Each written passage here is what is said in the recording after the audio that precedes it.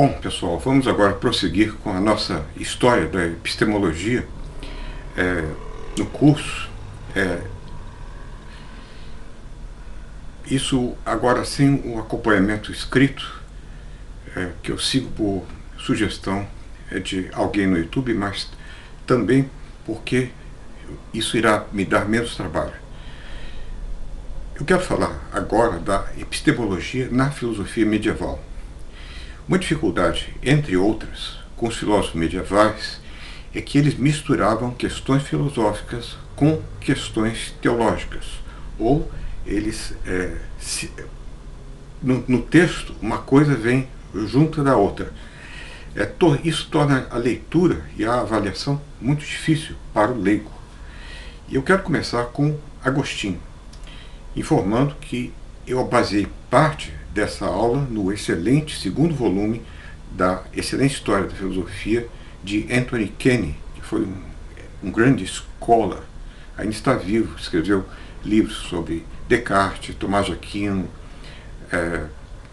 e também Wittgenstein, uma das melhores introduções a Wittgenstein. Contra os céticos, Agostinho queria mostrar que o conhecimento é possível. Eu sei que essa coisa é branca, eu sei que esse som é agudo, que esse odor é fétido.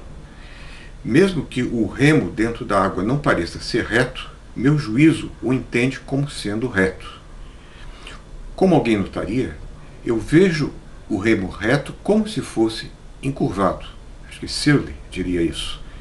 Agostinho assume que o conhecimento perceptual é a rigor indubitável, pelo menos em condições adequadas, ou então ele é fortalecido pela razão, de modo que eu posso dizer que eu vejo o remo reto como se fosse encurvado.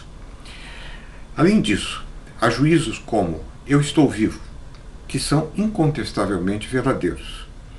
Afinal, se eu estiver sonhando, eu estou vivo. Se eu estiver louco, eu também estou vivo. Mais do que isso, se eu estou vivo, eu sei que estou vivo. Ou seja, eu sou capaz de ter um pensamento de ordem superior sobre o pensamento de primeira ordem, coisa que é muito falada hoje. O cogito de Descartes foi antecipado por Agostinho. Melhor dizendo, não sabemos se o cogito de Descartes existiria se ele não tivesse lido antes Agostinho. Afinal, o cogito cartesiano, a ideia de que se penso, eu existo, é a ideia de que é inconcebível que eu possa pensar sem existir como portador do pensamento. O enunciado eu penso, mas não existo, não pode ser verdadeiro. O insight de Agostinho é semelhante. Ele diz, se eu erro, eu existo. Se fala sum. O que não existe não pode se encontrar em erro. Logo, se eu erro, pensa ele, eu existo. Ora, o erro é, na verdade, um pensamento errôneo, de modo que a proximidade com o cogito é evidente. Além disso, para Agostinho, outros fatos sobre nós mesmos, como eu quero ser feliz, são conhecidos sem a possibilidade da dúvida.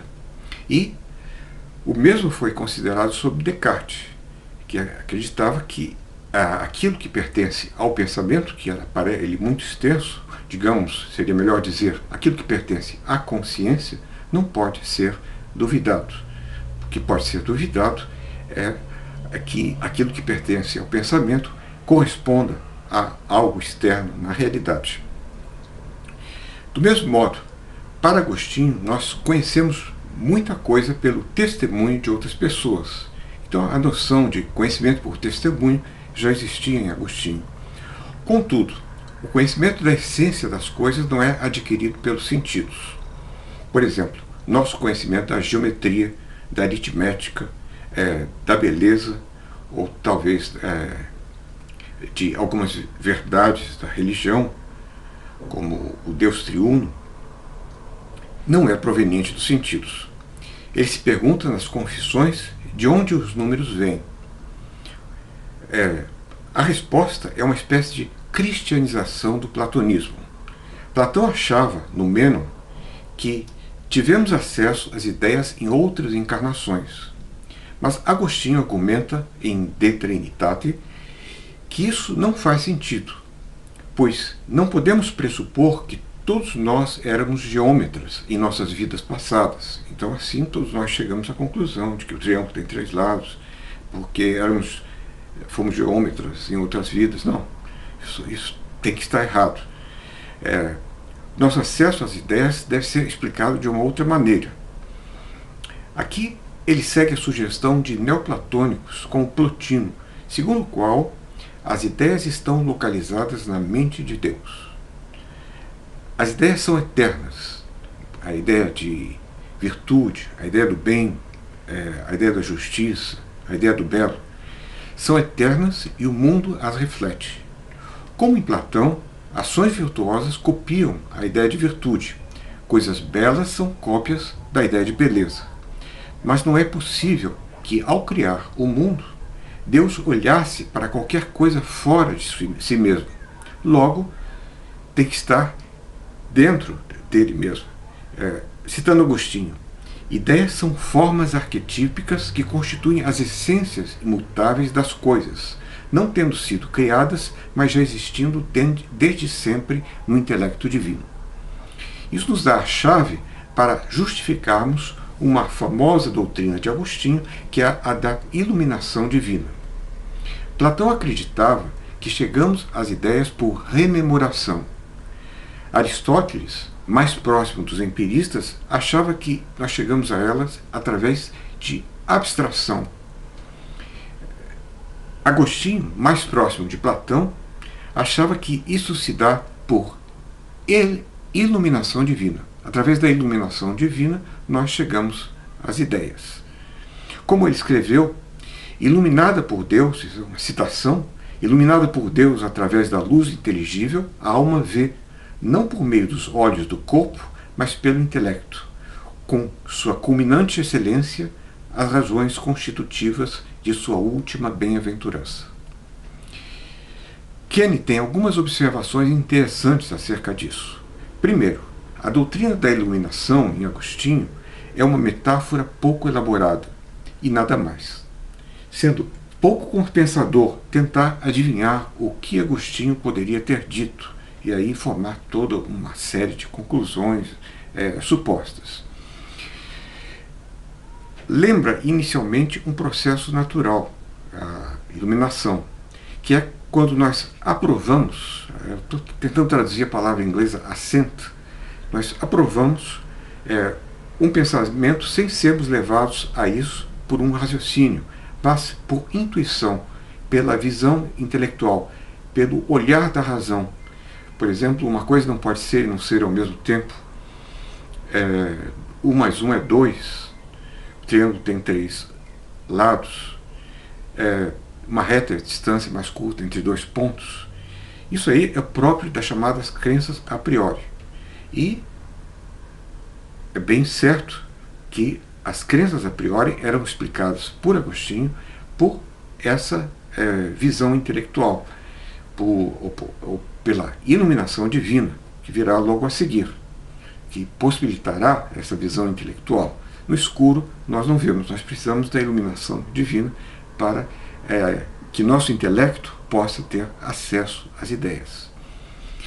Mas a iluminação acrescenta algo mais a isso. Nós temos a intuição tal como vemos algo, mas para vermos algo nós precisamos de um meio luminoso, de luz e não da escuridão, a qual demanda uma fonte, que para Agostinho é Deus. Isso não é tão distante de Einstein, que dizia que as ideias vêm de Deus, e que era uma pessoa muito religiosa, embora agnóstica em termos de crer na existência de um Deus pessoal.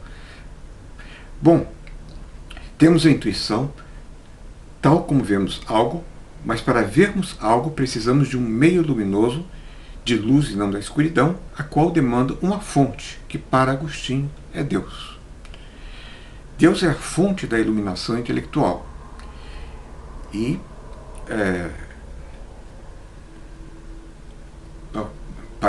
comparando com Einstein, para ele, essa fonte eram as leis eternas, constitutivas da realidade. É obscuro, talvez mais obscuro do que Agostinho, não sei. Mas note que, diversamente da luz do sol que ilumina os objetos da visão e a nós mesmos, a iluminação intelectual de Agostinho não ilumina os objetos de nossa visão intelectual propriamente, mas os olhos de nossa própria razão. É como um farol voltado, do carro voltado para si mesmo. Note que há algum elemento ético implicado nisso, algo como a pureza da alma, mesmo que seja uma forma de pureza intelectual derivada de virtudes morais. É preciso estar em condições de receber a iluminação apropriada. Ou, como ele escreve, ele era muito enfático, escrevia de forma muito bela, na Cidade de Deus. A mente humana, o lugar natural da razão e do entendimento, encontra-se debilitada pelo efeito obscurecedor do vício inveterado. É fraca demais para suportar, ainda mais para abraçar e ter prazer na luz imutável. Para ser capaz de semelhante bem-aventurança, ela precisa de medicação e renovação diária. Ela precisa ser submetida à depuração pela fé. Bom, sobre Agostinho é só isso.